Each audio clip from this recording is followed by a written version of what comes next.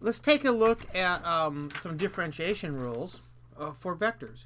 Now, some of these I think are going to be very obvious to you, and others may not be. So let's just run through these real quick. Now, suppose, I need to set this up, obviously. Suppose that vectors u and v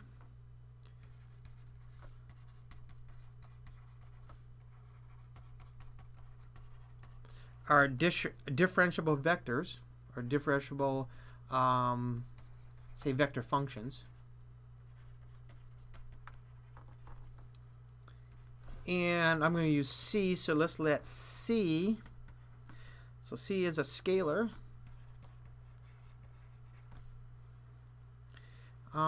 And f is a real valued function. Then ddt of u of t plus v of t equals u prime of t plus v prime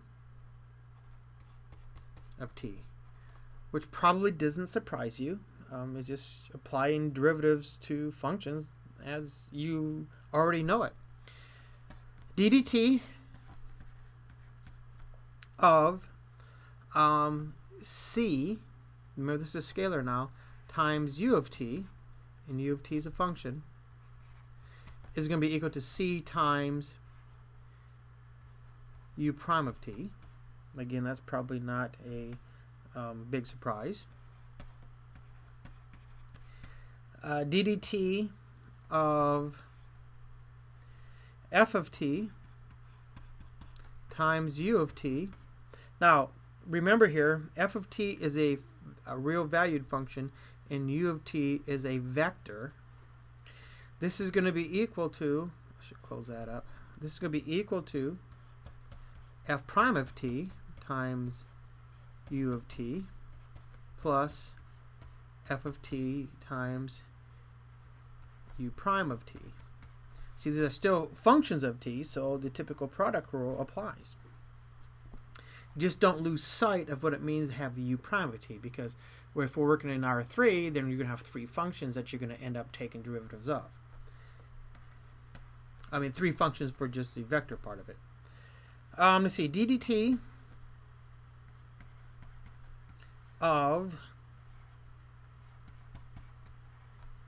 u dot v is going to equal u prime of t dot v of t plus u of t dot v prime of t. Now that one might have been a little bit of a surprise for you. It's basically it's the product rule again, only this is the dot product, so we're going to use the same idea as the product rule, but rather than simply multiplying, we're going to take the dot product for each. ddt of u of t cross v of t equals u prime of t cross u prime of t times v of t cross u of t v prime of t. Yeah, the derivative of the cross product. And let me see, number 6, what am I forgetting here? Oh, chain rule. ddt of u, remember use a vector, of f of t is going to equal f prime of t times u prime of f of t. That's a prime. It's just an application of the chain rule.